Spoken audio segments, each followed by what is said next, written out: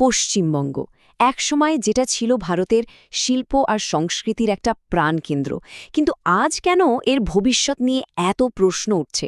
চলুন এই জটিল বিষয়টার একটু গভীরে গিয়ে এর কারণগুলো খুঁজে বের করার চেষ্টা করা যাক। প্রায়ই একটা প্রশ্ন সামনে আসে, আর সেটা বেশ জোরালো। আচ্ছা, পশ্চিমবঙ্গই কি ভারতের একমাত্র রাজ্য যা সময়ের সাথে সাথে যেন পিছিয়ে পড়ছে? আজকের এই বিশ্লেষণে আমরা ঠিক এই ধারণাটাই একটু খতিয়ে দেখব। শুধু সংখ্যাগুলো দেখুন একবার, কি অসাধারণ একটা পরিবর্তনের গল্প বলছে।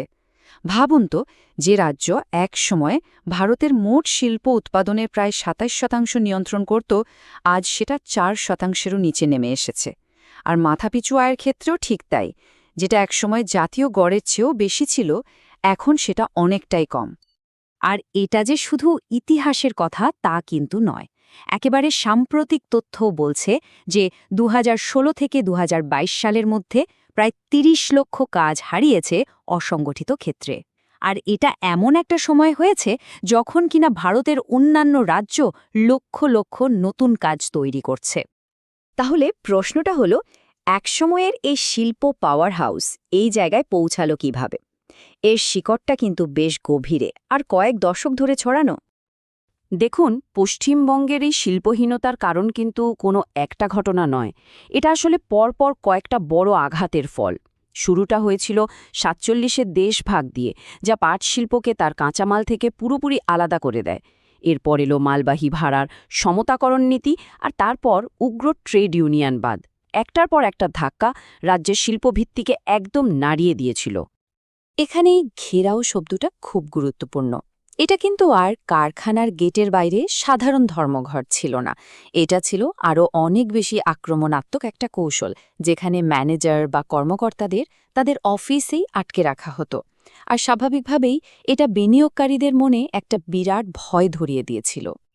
আর এর প্রভাব, সেটা পড়তে খুব বেশি সময় লাগেনি। ১৯৭০ সাল আসতে আসতেই জাতীয় শিল্প উৎপাদনে বাংলার যে অংশ ছিল তা প্রায় অর্ধেক হয়ে গেল। আর এর পর থেকেই শুরু হলো রাজ্য থেকে পুঁজি আর শিল্পের ব্যাপক হারে বাইরে চলে যাওয়া। তো অর্থনৈতিকভাবে যখন রাজ্যের এই রকম একটা টালমাটাল অবস্থা, ঠিক সেই প্রেক্ষাপটেই কিন্তু পশ্চিমবঙ্গের রাজনীতিতে এক নতুন শক্তির উত্থান হচ্ছে। মমতা ব্যানার্জির আগমন রাজ্যের ইতিহাসে একটা নতুন অধ্যায়ের সূচনা করেছিল, যা এক বিরাট পরিবর্তনের প্রতিশ্রুতি নিয়ে এসেছিল। ছাত্র রাজনীতি থেকে শুরু করে বামফ্রন্টের কট্টর বিরোধী হিসাবে তার উঠে আসা, তার পরিচিতিই ছিল একজন পথ যোদ্ধা হিসেবে। আর এই নিরলস লড়াইয়ের পরে আসে সেই ঐতিহাসিক জয়, যা ৩৪ বছরের বাম শাসনের অবসান ঘটায় আর একটা বড় পরিবর্তনের আশা জাগায়। কিন্তু একটা মজার ব্যাপার হল, দীর্ঘদিন ধরে রাজ্যের বুদ্ধিজীবী বা ভদ্রলোক শ্রেণী তাকে একজন ভালো আন্দোলনকারী বা বিরোধী নেতা হিসেবেই দেখত, কিন্তু রাজ্যের মুখ্যমন্ত্রী হিসেবে তাকে অনেকেই ভাবতে পারত না। তার এই সংগ্রামী শৈলীকে শাসনের জন্য ঠিক উপযুক্ত বলে মনে করা হতো না। এখানেই কিন্তু একটা খুব গুরুত্বপূর্ণ পয়েন্ট উঠে আসছে। বিশ্লেষণ বলছে যে ক্ষমতায় আসার পর নতুন সরকার কিন্তু পুরনো রাজনৈতিক ব্যবস্থাটাকে ভেঙে দেয়নি, বরং সেই পুরনো যে স্থানীয় ক্লাব বা সিন্ডিকেটের নেটওয়ার্ক ছিল সেটাকেই নিজের নিয়ন্ত্রণে নিয়ে আসে। মানে মুখগুলো হয়তো বদলে গেল, কিন্তু পদ্ধতিটা একই থেকে গেল। তাহলে এই যে রাজনৈতিক ব্যবস্থার কথা বলা হচ্ছে, এটা সাধারণ মানুষের দৈনন্দিন জীবনে ঠিক কিভাবে কাজ করে? এর কিছু মূল পদ্ধতি আছে, চলুন সেগুলো দেখি।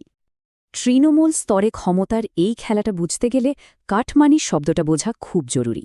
সহজ কথায়, এটা এমন একটা ব্যবস্থা যেখানে সরকারি কোনো সুযোগ সুবিধা পেতে হলে স্থানীয় রাজনৈতিক নেতাকে একটা কমিশন বা কাট দিতে হয়। আর এই চক্রটা কিন্তু বেশ সোজা।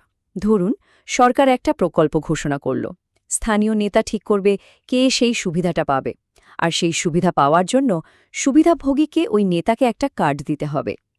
এই যে আর্থিক লাভ, এটাই কিন্তু রাজনৈতিক ক্ষমতা ধরে রাখার একটা বড় কারণ হয়ে দাঁড়ায়, আর রাজনৈতিক হিংসাকেও উস্কে দেয়।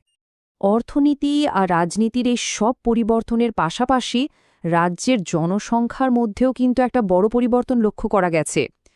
জনগণনার তথ্য যদি আমরা দেখি, তাহলে ১৯৫১ থেকে ২০১১ এই ৬০ বছরে রাজ্যের মুসলিম জনসংখ্যা ১৯.৫% থেকে বেড়ে ২৭% হয়েছে।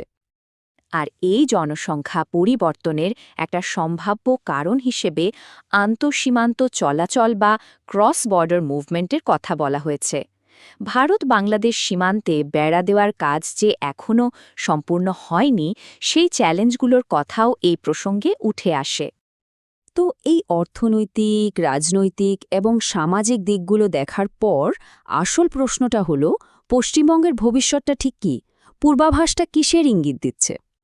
সংক্ষেপে বলতে গেলে, পশ্চিমবঙ্গ আজ বেশ কয়েকটা বড় আর একে অপরের সাথে জড়িয়ে থাকা চ্যালেঞ্জের সামনে দাঁড়িয়ে, যেমন গভীর শিল্পহীনতা, রাজনৈতিক হিংসার সংস্কৃতি, নষ্ট হয়ে যাওয়া কাজের পরিবেশ, কাটমানির মতো প্রশাসনিক সমস্যা আর তার সাথে জনসংখ্যার এই বড় পরিবর্তন। একবার শুধু এই বইপরিতরটা ভাবুন যে কলকাতা শহর একসময় ছিল ব্রিটিশ ভারতের রাজধানী, যা আফগানিস্তান থেকে বার্মা পর্যন্ত একটা বিশাল অঞ্চল শাসন করত।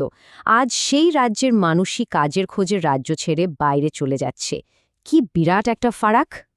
তাহলে শেষ প্রশ্নটা এটাই, এই যে এত ঐতিহাসিক আর সিস্টেমের সমস্যা, এগুলোকে শুধু বুঝে নেওয়াটাই কি যথেষ্ট, নাকি এক সময়েরই পাওয়ার হাউসের সামনে আরও বড় কোনো প্রশ্ন অপেক্ষা করছে, যার উত্তরই হয়তো ঠিক করে দেবে বাংলার পরের অধ্যায়টা কেমন হবে?